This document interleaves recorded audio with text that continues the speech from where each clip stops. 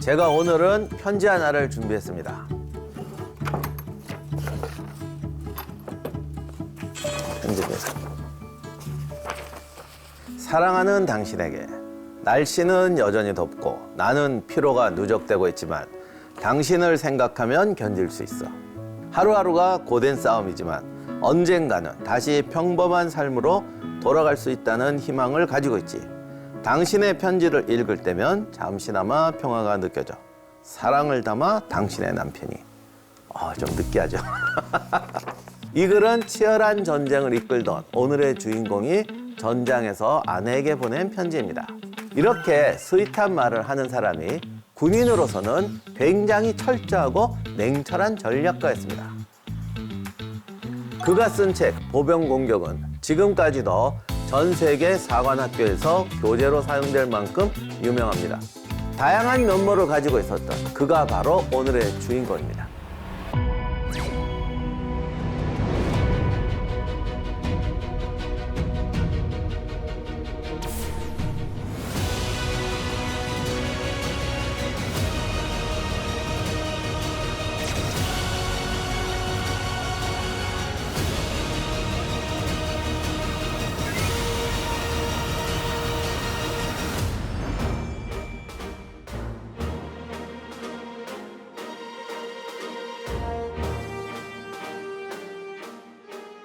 오늘 우리가 만나볼 롬멜은 나치 독일의 장군이었지만 군인으로서는 타고난 능력을 보였고 전 세계적으로 존경받는 인물입니다.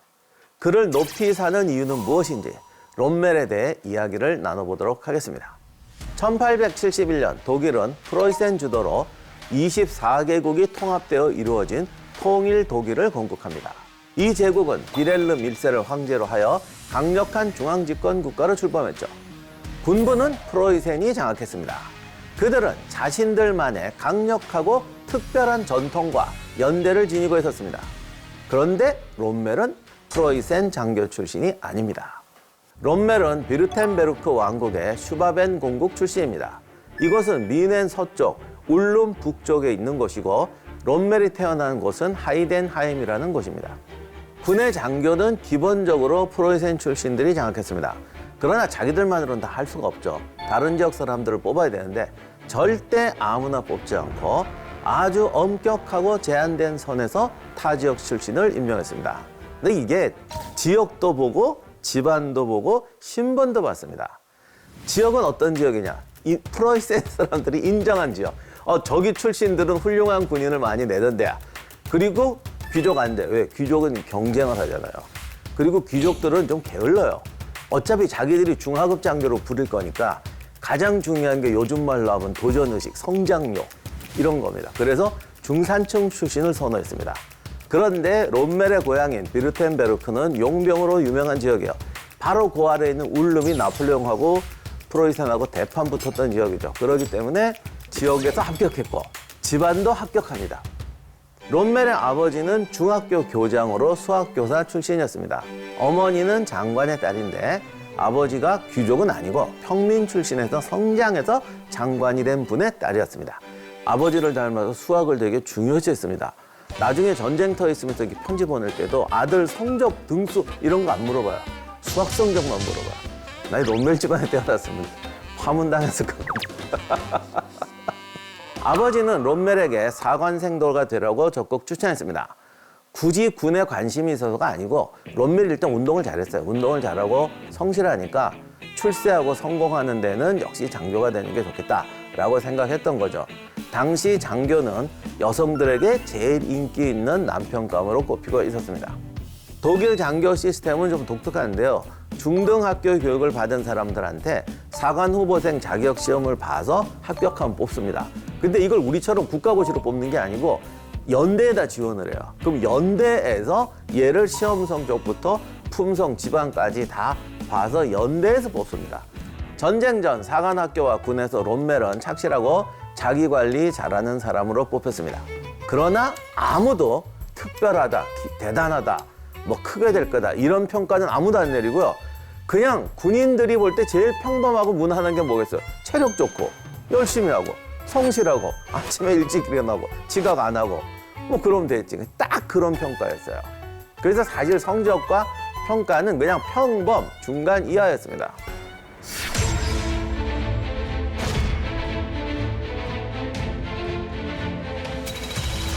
롬멜은 제1차, 2차 세계대전에 참전해서 평생 수많은 전투를 치렀습니다. 누구에게나 첫 전투는 힘듭니다.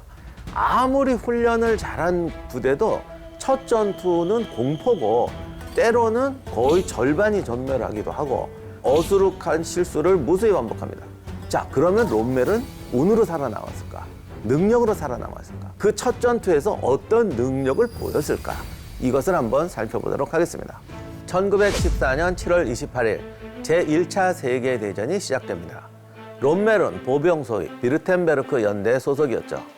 8월에 벨기에 전선에 처음 투입됩니다. 첫 전투지는 벨기에와 프랑스 국경 마을인 블레라는 곳이었습니다. 첫 전투는 개활지를 가로질러서 325고지를 공격하는 전투였습니다. 롬멜은 2대대 소속으로 대대 최자익에 위치했습니다. 다시 말하면 1대대의 우위 끝과 만나는 지점이에요. 자, 이게 이런 지점의 특징은 뭐냐면 벌어진다는 거죠. 이 경계선과 경계선에 있는 부대들은 이게 항상 이게 움직이게 돼 있습니다. 소소한 총격전을 벌이면서 전진을 했는데 하필 그날이 안개가 심한 날이었고 이 접경지대에 있다 보니까 당연히 2대대와 1대대 간격이 벌어지면서 롬멜 소대가 고립되어 버립니다. 그러나 어쨌든 어디 있는지 보이지도 않으니까 롬멜 소대는 진군해서 블레 마을 입구에 도착했습니다. 그런데 중요한 건 왼쪽이 어디 있는지 오른쪽이 어디 있는지 안 보인다는 거예요. 이런 경우에 대부분의 소대장은 앉아서 기다립니다. 일단 접촉을 유지하려고 하죠. 연락병 보내고 어디 있냐? 우리가 글로 갈까? 막 이래야 되는데 롬멜은 4명을 팀으로 해서 직접 정찰을 나갑니다. 그리고 프랑스군을 보자마자 용감하게 사격을 시작합니다. 쏴보고 대응하는 걸 딱 봐요. 아, 이것도 훈련 별거 아니네. 그러자 그는 중대를 기다리고 접촉하고 이런 거 필요 없다. 소대만으로 마을을 공격하기 시작합니다. 그래서 마을 입구에 프랑스군이 이렇게 전초기지로 만들어 놓은 가옥이 섰는데 거기다 이제 마구 총격을 가해요. 아니나 다를까 얘들이 반격을 하는데 별게 없어요. 특공조를 보내서 우회시켜서 집에 불을 질러버립니다. 다른 중대는 늦게 도착해서 마을에 덮쳤다가 시가전이 벌어지면서 무수한 사상자를 발생하게 됩니다. 이 유럽의 전형적인 마을은 항상 중앙광장이 있고 중앙광장에 교회가 있습니다. 그리고 교회는 항상 마을의 요새 역할을 합니다. 그래서 중대가 고전하기 시작하니까 롬멜은 바로 도로를 우회해서 교회로 접근해서 프랑스군을 몰아냅니다. 여기까지는 롬멜 소대의 희생이 거의 없었습니다. 그리고 마을 남쪽에 고지가 있고 마을과 고지가 연결되는 부분에 프랑스군이 직결돼 있었어요. 근데 롬멜도 첫 전투다 보니까 이거는 생각을 못했나 봐. 야, 이거 뭐 쉽네 이러고 있는데 갑자기 어디선가 총격이 막 날라오더니 롬멜 소대의 부상자들이 막 생깁니다. 부상병을 딱 수송하고 정신을 차리고 보니까 마을로 접근할 필요가 없는 거지. 뒤에 있는 고지, 이게 진짜 중요한 포인트잖아요. 그래서 그 고지로 연결되는 능선으로 올라갑니다. 그리고 그때는 무전기도 없어요. 다 연락병 보내야 되거든요. 그러니까 뭐 본부는 정신없고 좋다 그러면서 벌써 능선에서 고지를 향해서 공격하기 시작합니다. 전황을 판단하고 자기가 가장 정확한 행동을 하는 거, 이게 대단한 거예요. 롬멜은 첫 전투부터 달랐던 거죠. 각계약진해서 사격진지에 도착해서 서로 한 15분 정도 총격전을 벌였습니다. 여기서 또 발견합니다. 아, 얘들 사격 실력 형편없네. 사실 때 롬멜이 운이 좋은지 실력이 이건 모르겠는데 독일군 주력하고 떨어진 지역에 있었어요. 그러니까 아무도 이쪽에 신경을 안 쓰는 거죠. 거기다가 적들은 사격술도 형편없어. 우리 위치 좋아. 그러니까 바로 착검하고 능선 돌격. 해서 프랑스군은 도망가 버리고 롬멜 소대가 단신으로 고지를 점령해 버립니다. 여기서 만족하느냐? 아니죠. 저기 도망갔으면 추격해야지. 전선에 구멍이 막 생기죠. 대박 찬스. 프랑스군이 도망가니까 접촉이 끊어지니까 프랑스군도 상황을 모르니까 하여간 밀밭에 들어가서 이렇게 가고 있었대. 그러니까 고개를 누가 들겠어요? 전부 쳐박고 이러고 가는 거죠. 찬스. 그래서 얘네가 당시 정찰조랑 롬멜이랑 겨우 3명이었는데 일개 중대 프랑스군을 향해서 그냥 쏘아대기 시작합니다.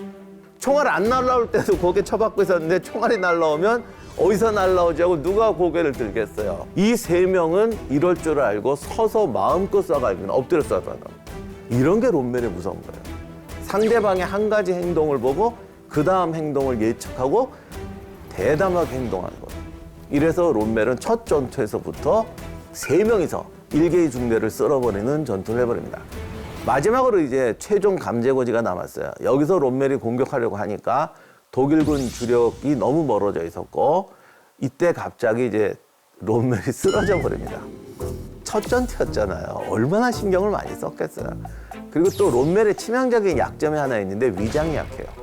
그래서 항상 전쟁 극적인 상황에서 이게 나가가지고 쓰러지는 경우가 종종 있는데 위장 때문에 긴장이 쓰러져 갖고 이제 병사들이 가서 뒤로 가보니까 전투는 다 끝나버리고 대대는 엄청난 희생을 치르고 고지 정복에 실패하고 후퇴했어요.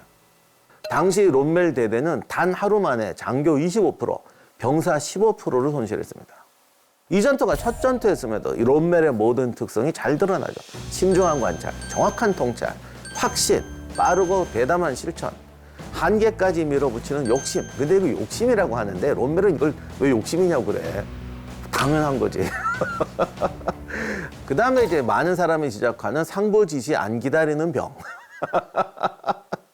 현장에서 즉각적인 판단으로 행동한다. 사실 이거는 독일군의 지금도 독일군의 교본에 있습니다.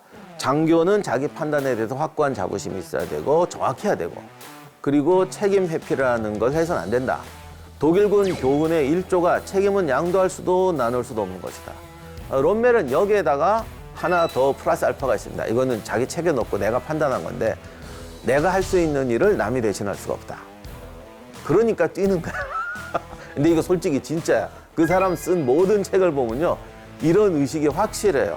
이건 교만이라기보다는요. 책임감이 결부됐을 때는 교만이 아니에요. 그냥 자기 능력에 대한 공정한 평가죠.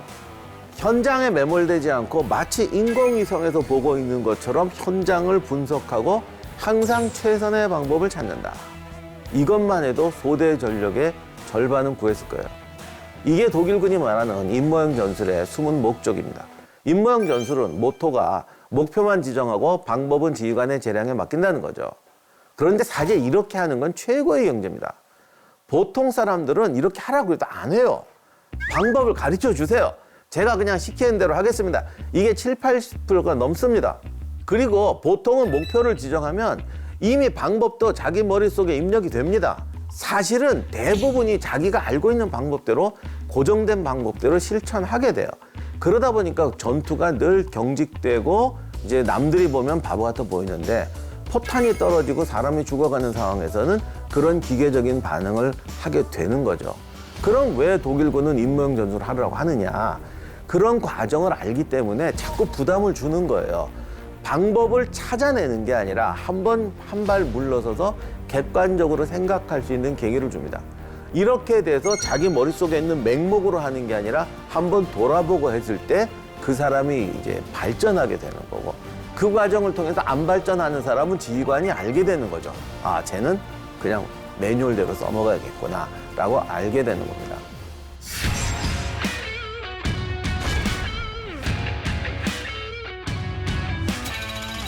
한 번의 전투로 중대, 대대가 전멸하는 건 정말 일도 아니었던 1차 세계대전에서 1% 이상의 사상자가 나온 적도 없는 기적의 전투를 했습니다. 서부전선에서는 참호전과 인해전술식의 돌격을 반복하던 전투를 했습니다. 그게 원래 서부전선에 있었다면 롬멜이 아무리 실력이 좋았어도 살기 힘들었을 수도 있는데 이 또 갑자기 발탁이 돼서 동부전선으로 갑니다.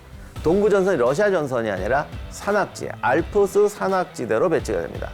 이탈리아, 불가리아, 루마니아군과 전투하면서 또 평원이 아니라 이런 여러 가지 루트가 많은 산악지대에서 전투하면서 롬멜의 기발함, 창의력, 독창격, 우회 공격 이런 능력을 마음껏 펼칠 수 있었게 되었죠. 그를 최고 영웅으로 만든 알프스에서 이탈리아군과 벌였던 마타주르산 전투에서 롬멜은 고립된 1개 대대 500명의 병력으로 52시간 동안 각기 1개 연대가 지키는 5개의 고지를 점령합니다. 사실은 4개만 점령했는데 5번째 고지에 있던 연대가 앞에 있는 4개 연대가 이틀 만에 떨어지는 걸 보고 한 10개 사단은 쳐들어온 줄 알고 항복해버립니다. 무려 9,000명의 포로를 잡습니다. 이 공로로 롬멜은 블루맥스라고 불렸던 프르르 메리트 최고 훈장을 받습니다. 이 영화 아시는 분 있을지 모르겠는데 그 블루맥스라는 영화 있습니다. 그 공중전 하는 거. 그래도 옛날 이게 전투기 조종사들 에이스한테 많이 줬어요. 이 영화로도 나왔는데 롬멜이 이 블루맥스를 받습니다. 독일어로는 블루막스.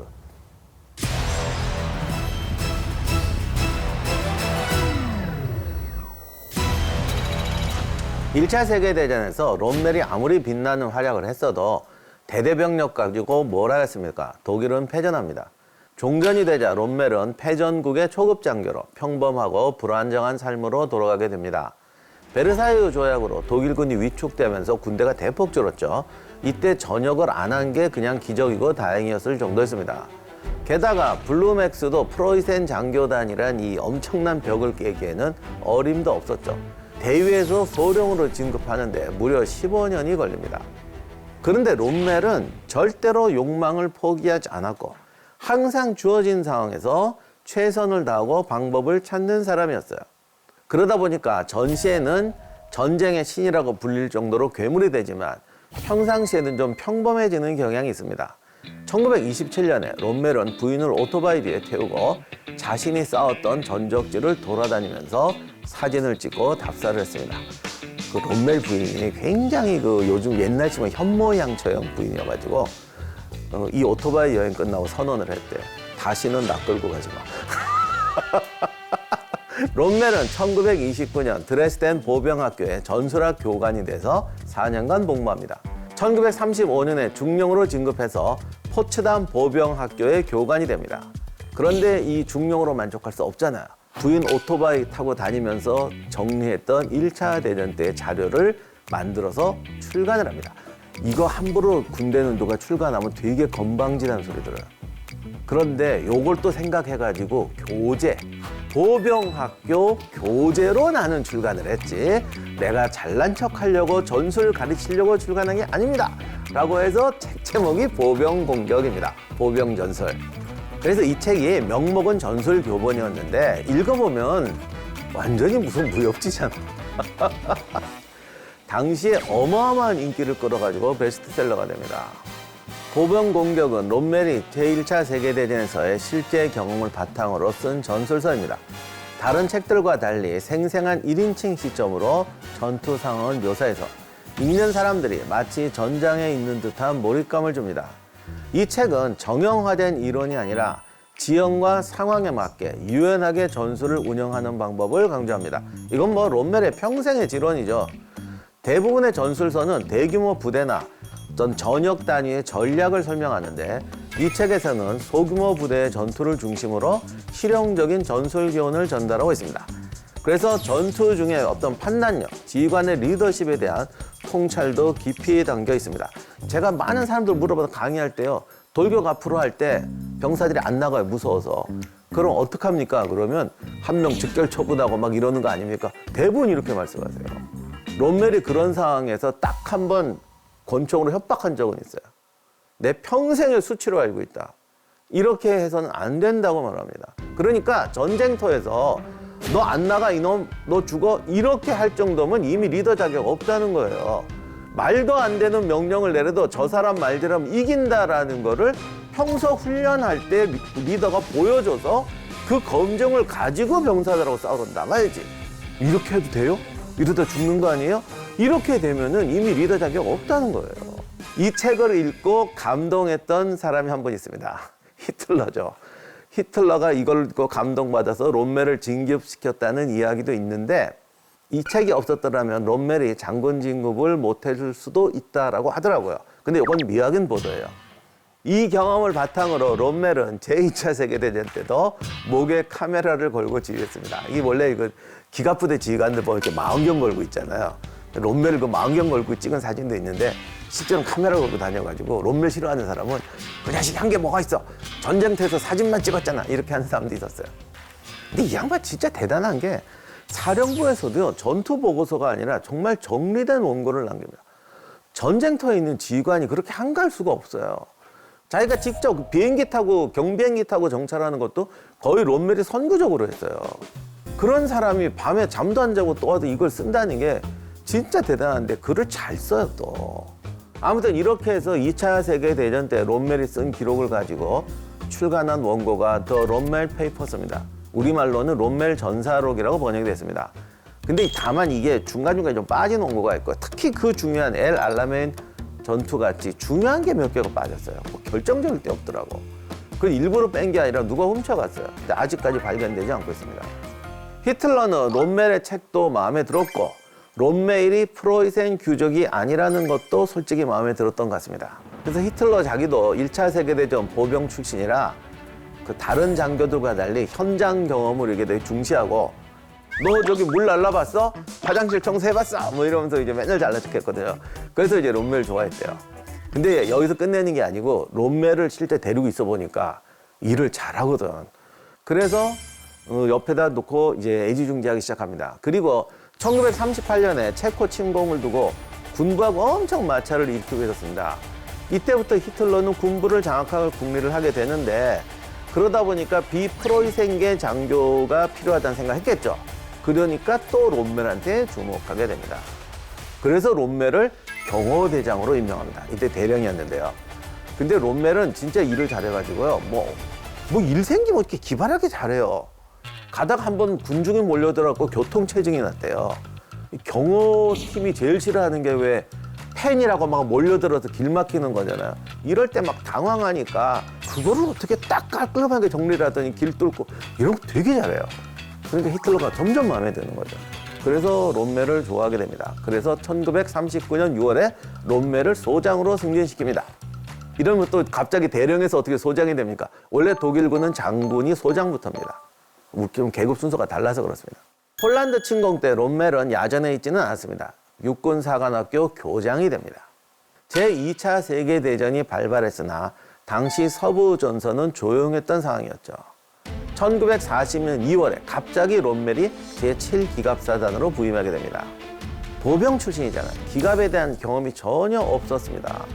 그런데 롬멜은 함대 전술을 응용해서 전차의 기동 사격과 종심 돌파라는 독창적 전술을 고안해서 훈련시킵니다. 이게 그 유명한 제시 제임스가 은행 강도할 때 많이 쓰던 방법이에요. 은행 털고 마을을 빠져나올 때 5명에서 한 명은 여기, 한 명은 여기 이러면서 마구 싸갈기는 거죠. 그러면 마을 사람들이 꼼짝 않고 엎드려 있거든요. 그때 돌파해서 나오는 겁니다. 전차의 상상 딜레마가 대포가 중심이냐 바퀴가 중심이냐는 거예요. 근데 사람은 총을 가지면요 일단 맞추는 거에 신경 쓰게 돼 있어요. 그러니까 움직이지 말고 쏠 때는 서서 일발 필도로 맞춰 이렇게 가르쳤거든요. 근데 롬멜은 탱크는 맞추는 게 아니라 돌파하는 거야. 전차가 하나는 이쪽 하나는 이쪽 하면서 종대로 치고 나가면서 쏴 갈기면 안 맞아도 주변을 제압하고 돌파할 수 있다.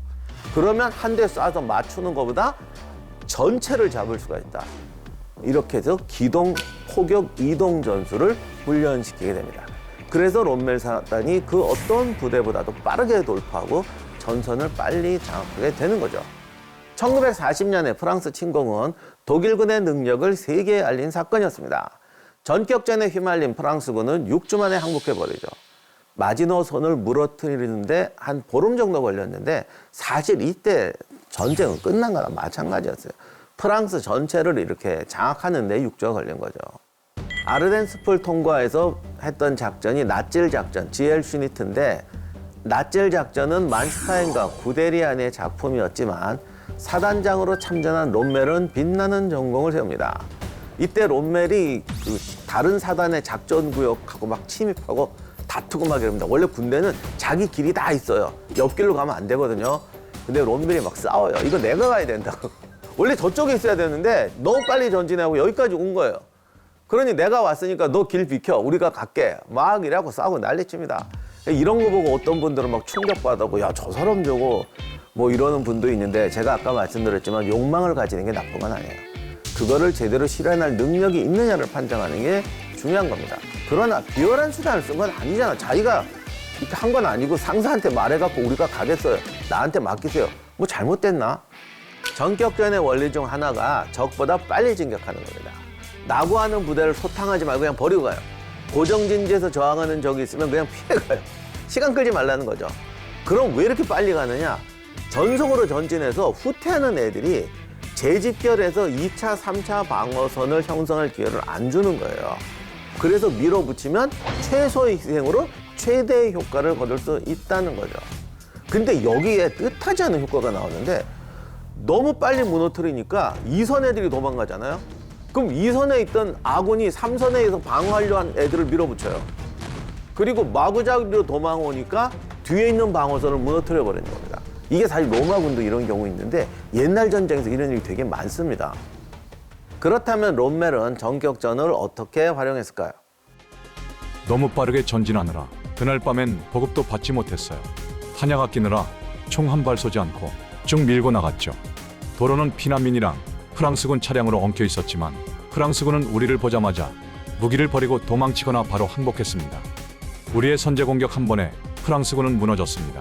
저는 깨달았습니다. 조우전은 먼저 서는 쪽이 이긴다. 머뭇거리면 끝이다. 전격전으로 확실하게 제압해야 한다.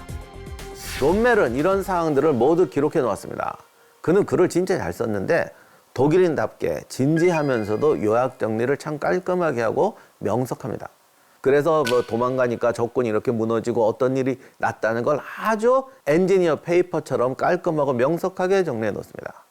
참고로 그럼 패턴은 이런 걸 어떻게 설명하느냐? 쥐새끼가 사자의 싸움을 어찌 알겠어? 이러고 넘어갑니다. 롬멜이 너무 깊이 전선을 파고드니까 프랑스군은 롬멜 사단의 존재 자체를 의심하게 돼요. 아니 이상하잖아. 전선이 있는데 애들이 갑자기 여기까지 왔다니까. 그래서 프랑스군이 독일군의 기만 작전이라고 생각합니다. 그래서 이걸 유령 사단이라고 불렀어요. 롬멜도 간섭받는 게 싫었고 독일군도 그만 가라고 너 혼자 너무 나가지 말라고 뒤에서 막 뭐라 하니까 무전기 꺼버립니다. 그 바람에 진짜 유령 사단이 돼서 프랑스군 후방에서 움직이게 되죠. 이렇게 유령이 움직이니까 얼마나 많이 잡았겠어요. 보름 동안 활약하고 롬멜 사단이 포로로 잡은 병력만 10만 명입니다. 당시 롬멜 사단 15,000명 정도였어요. 전차 450대를 노획했습니다. 롬멜 사단은 전사자 700명, 부상자 1,650명이었습니다. 실종자는 300명 뿐이었는데 얘들은 진짜 탈영 아닌 실종이어가지고 나중에 더 돌아왔다고 그러더라고요.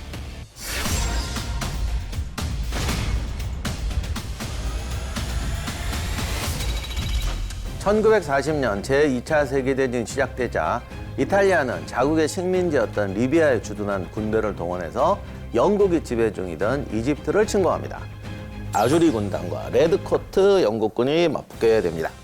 제2차 세계대전사에서 가장 즐거운 전설을 만든 나라 이탈리아 군단. 여기서 이제 정말 전설을 만들어냅니다. 이 전쟁 얘기하면서 웃으면 안 되는데 이건 이제 안 웃을 수가 없는.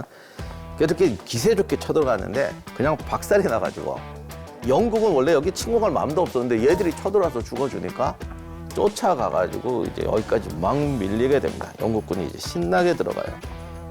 빛나는 승리를 거두게 됩니다. 그러자 이탈리아의 무솔리니가 히틀러에게 구원을 요청하게 되죠. 하지만 히틀러는 북아프리카의 전력을 낭비하고 싶지는 않았습니다. 당시에 영국 침공도 계획 중이었지만 거의 포기 상태였고 그의 관심은 이제 러시아 침공에 가 있었죠. 그런데 히틀러가 이탈리아를 또 못 본 척 할 수도 없잖아요. 그래서 독일군을 북아프리카에 파견을 하는데 생색내게 조금만 보내고 유명한 장군을 파견해서 많이 도와주는 척하자. 이래서 고른 사람이 프랑스 전역의 영웅 롬멜이었죠.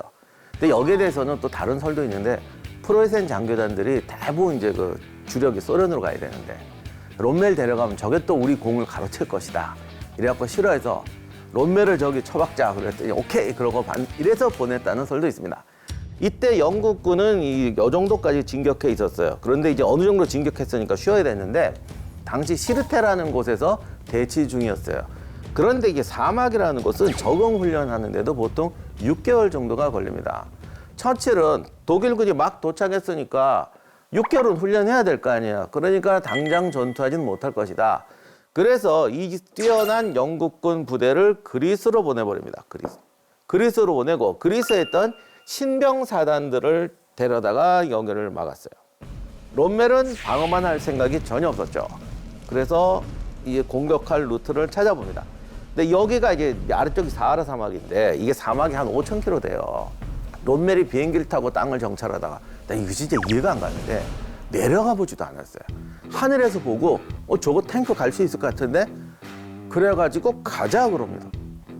이탈리아군이 너 미쳤냐? 왜 우리 무시하냐? 별소리 다 하는데 여기서 내린 애들을 단 하루도 적응 훈련 안 하고요. 항구에서 내리자마자 이쪽으로 보내요. 난리 났죠. 야, 쟤들 가면은 운전도 못해. 가는 동안 배우면 되잖아. 왜냐면 이게 사막이라 꽤 많이 이동하거든요. 몇백 킬로 운전하면서 배우면 돼. 독일 병사들이 가면서 뭐 별거 다 했던데 본네트에 계란 후라이 하는 거. 그래서 여기를 우회해서 영국군을 이렇게 치게 됩니다. 근데 이쪽에 영국군이 그냥 한순간에 전멸해버립니다. 이 포위 선멸전 때문에 영국군이 심각한 피해를, 제가 심각한 피해를 입었는데 영국군이 이탈리아군 여기까지 몰아낼 때 장군이 오코노 장군이에요. 영국군의 롬멜 같은 사람이었습니다. 롬멜이 밀고 오니까 급하게 발령을 냈는데 너무 급하게 발령을 내갖고 사령부가 함락되는 거를 포로가 돼버린 거예요. 그래서 이 오코노하고 롬멜이 붙었으면 제가 얼마나 좋겠어요. 이거 책 쓰기 좋고 얘기하기 좋고. 오코노 장군은 포로 수용소로 가서 전쟁에서 퇴역해버립니다. 제가 중학생 때인가 초등학생 때 오코노 장군 인터뷰를 봤거든요. 요 얘기할 때. 화면에서 서름이 막 느껴져. 자긴 너무 억울한 거야, 지금. 롬멜은 라이벌 장군마저 없어져가지고 여기서 승승장구하면서 우리가 아는 사막의 여우 롬멜의 전술을 만들어내게 됩니다. 북아프리카에서 롬멜은 신출귀몰한 작전으로 사막의 여우라는 별명을 얻게 됩니다.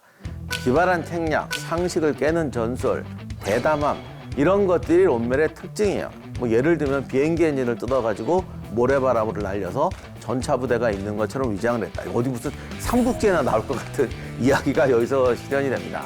사실은 이 사막의 여우라는 별명이 롬멜의 본 모습을 오히려 망치는 경향이 있습니다. 그는 여우가 아니라 진짜 사자예요. 불리한 환경에서 적의 급소를 치고 순식간에 전과를 확대해서 상대방의 공포를 안겨줍니다. 그리고 상대방의 심리를 파악하는데 정말 천재예요. 하나를 보고 열을 하는 능력도 탁월했습니다. 지금까지 들은 예화만 봐도 여러분이 충분히 이해할 수 있을 거예요. 그리고 언제나 창의적이었습니다. 롬멜은 북아프리카 전선에서 최고의 지휘관으로 명성을 떨쳤죠. 하지만 이때 롬멜에게 대적할 만한 강력한 라이벌이 등장합니다. 우리가 전에 패튼 편에서 롬멜을 라이벌로 소개했었는데 그때는 실제로 만난 적이 없던 라이벌이었습니다. 패튼하고 롬멜을 한 번도 안 썼어요. 이번에는 직접 전투에서 맞붙은 사람을 라이벌로 선정했습니다.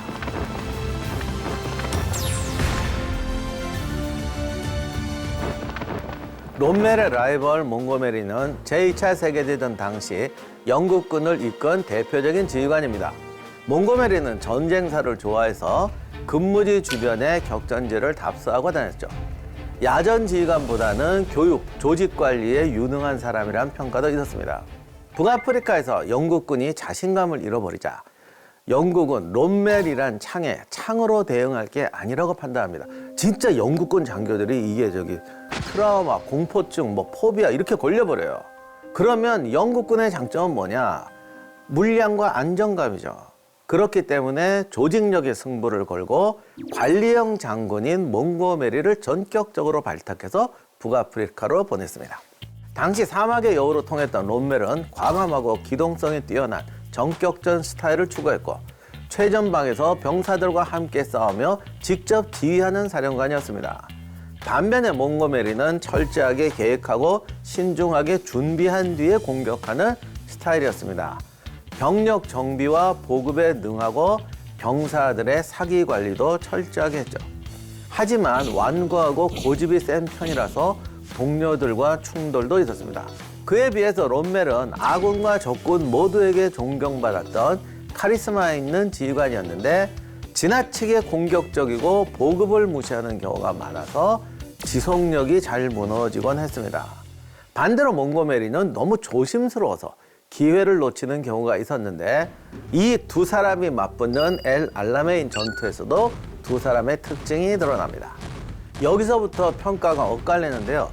롬멜은 놀라운 능력을 보였지만 이집트로 침공해 유전지대를 장악할 수 없었어요. 일단 리비아를 지나 이집트 국경 가까이 가면 보급선이 너무 길어집니다. 여기에 제해권 제공권을 독일이 완전히 뺏긴 상황이었습니다. 영국군 함정들은 지중해 연안에 정박해서 기다리다가 해안길을 달리는 독일군 수송 차량에 포격을 가했습니다. 롬멜 군단은 초반에는 놀라운 러쉬를 보이지만 결국 이 보급선의 한계로 인해서 주저앉게 됩니다.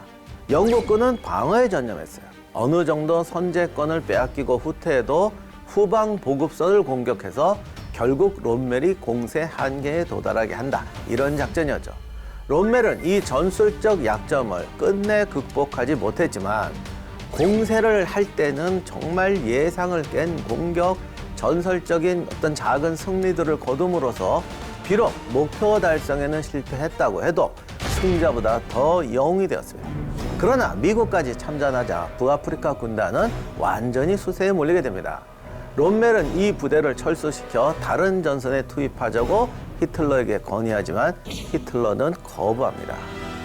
롬멜이 상부의 명령을 어기고 철수를 결심한 이유는 무엇이었을까요?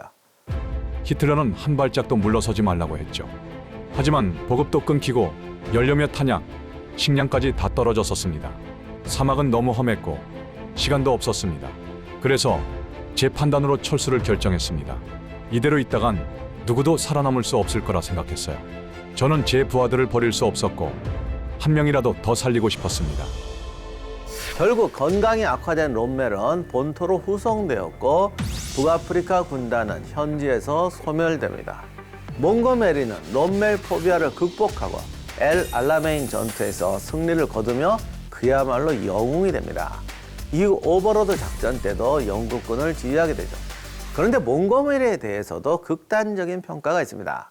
엘 알라메인 이후 몽고메리는 한 게 없다. 뭐든지 잘못된 전략을 제시했고 마켓 가든 작전같이 큰 작전도 실패했다. 뭐든지 성급하고 질투심 많고 오만했다. 다만 이제 이건 주로 미국 측 평가. 그런데 영국군에게는 여전히 영웅입니다. 롬멜처럼 대담하고 기동전과 현대전의 모험적인 전술을 시행할 줄 아는 사람이었다고 평가합니다. 오히려 소심한 건 아이젠하워였잖아! 뭐 이렇게 말해요. 어쨌든 구사원 구사이고 현실과 괴리된다는 악평도 있긴 하지만 당시 영국이 처했던 특수한 또는 참 불리했던 상황은 감안해 줘야 한다고 생각합니다. 개인적으로 제가 몽고메리를 직접 만난 적은 없죠. 당연히 없죠. 저는 오직 책과 기록으로 사람을 평가할 수밖에 없는데 제가 몽고메리 저서를 읽으면서 느낀 소감이 아주 열심히 하는 사람이다. 나는 이것만 할래는 아니고 적어도 이런 거를 다 해야 돼 라고 하면서 그 전사 공부하고 답사 다닌 것도 그렇고 참 많이 노력하는 사람이에요. 굉장히 명석하고 자기 확신도 강한 사람입니다.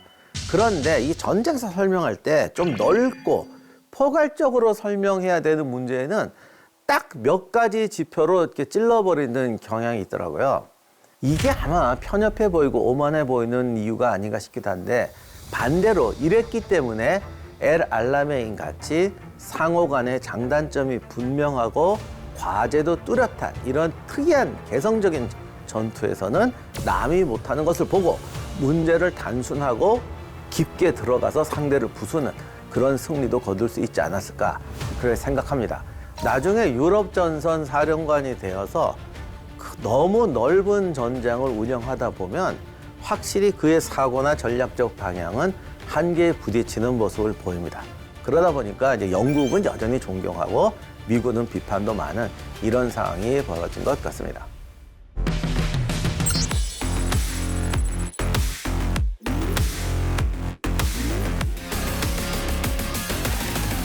롬멜은 원수로 진급하고 노르망디 방어선 사령관이 됩니다. 이때 세 가지 전설을 남깁니다. 첫째, 적은 노르망디로 온다.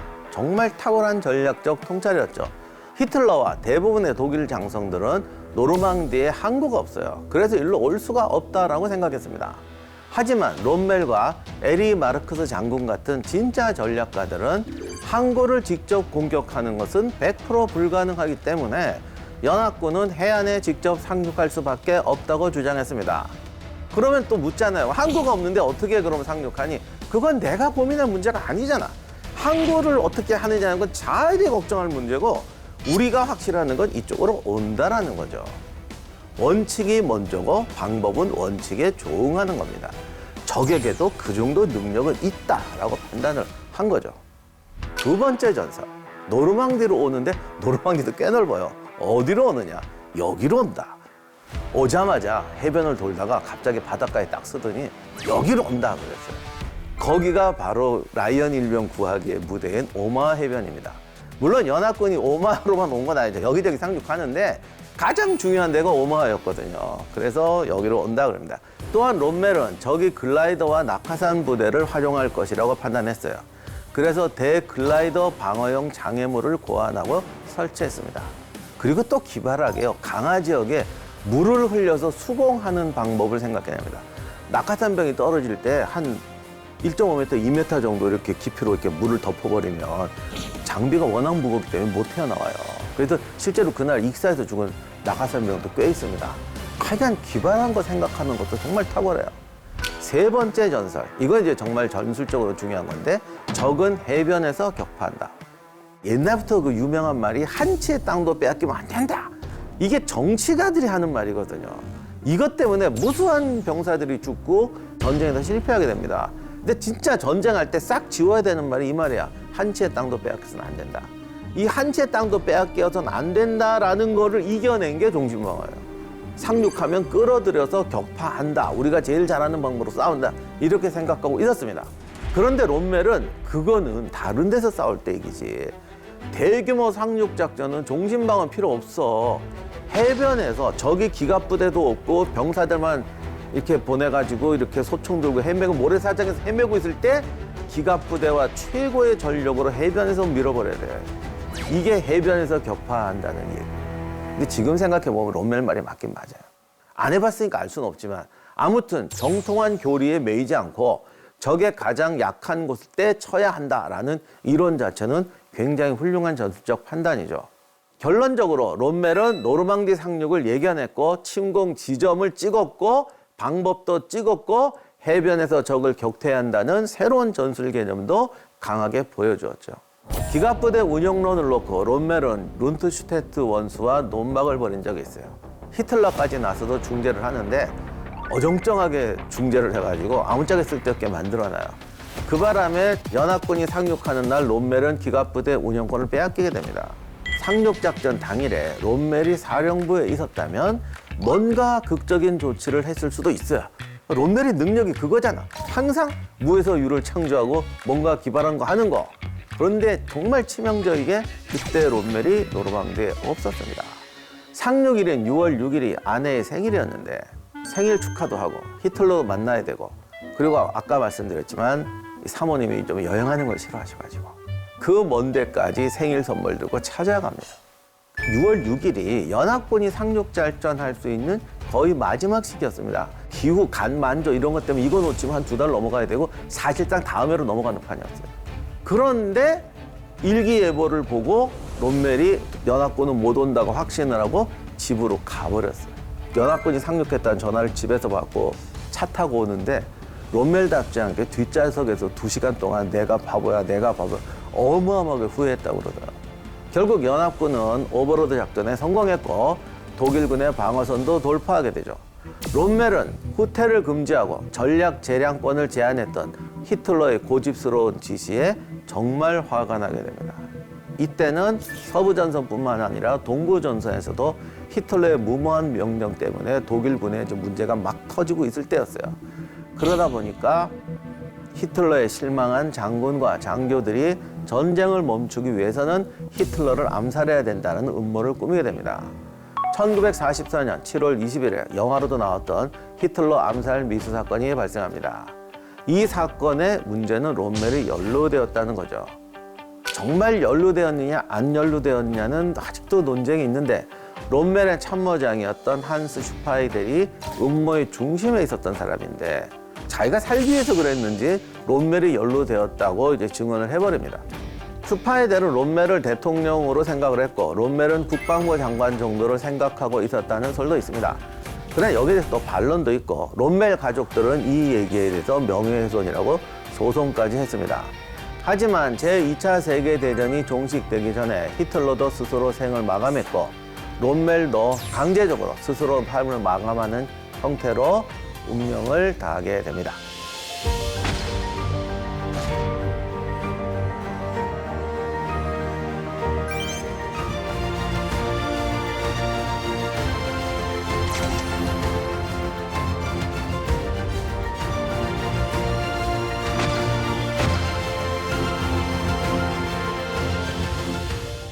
롬멜은 전술적 재능과 뛰어난 리더십을 발휘했어요. 제1차 세계대전에서 직접 경험한 전투를 바탕으로 저술한 보병 공격은 기동전, 기습, 전술, 현장 판단에 대한 분석과 교훈을 담은 실전 전술서입니다. 프랑스 침공 때는 유령 사단을 이끌며 전격전을 성공적으로 수행했습니다. 북아프리카 전선에서는 사막의 여우라 불릴 정도로 연합군에 큰 타격을 주었습니다. 그는 병사들을 아끼고 전방에서 함께 싸우는 지휘관으로도 존경을 받았습니다. 나치의 비인도적인 명령에 거리를 두었으며 민간인을 해치는 전투 방식에는 협조하지 않았습니다. 말년에는 히틀러 암살 시도와 관련된 인물들과의 관계로 의심을 받아서 강제로 삶을 마감할 수밖에 없는 선택을 했지만 끝까지 조국을 위한 명예를 지키고자 했던 장군이었습니다. 롬멜은 단순한 군사 지휘관을 넘어 전략과 신념, 인간적인 품위를 모두 갖추은 인물입니다. 그의 삶은 비록 전쟁이라는 비극 속에서도 인간이 어떻게 명예로울 수가 있는지, 책임 있게 싸울 수 있는지를 잘 보여주고 있습니다. 오늘날 우리는 그의 업적을 단순한 승리가 아닌 인간적인 리더십의 본보기로 기억하면 좋을 것 같습니다. 우리가 기억해야 할 영웅들의 이야기는 앞으로도 계속됩니다. 다음 이 시간에도 많은 기대 부탁드립니다. 감사합니다. 롬멜의 비결이 뭡니까? 라는 질문을 정말 많이 받는데 저는 그건 항상 이렇게 대답합니다. 제가 수학을 못해서 도저히 복구가 안 됩니다. 그 부분도 전 도저히 이해를 못하겠습니다. 제가 우리 한 번도 편지를 써본 적이 없어서 그런 편지를. 그 롬멜은 두 루트가 막혀 있어요. 편지가 안 되고 수학이 안 돼. 그래서 난 그 부분은 포기했어. 다른 거 갖고 설명했잖아.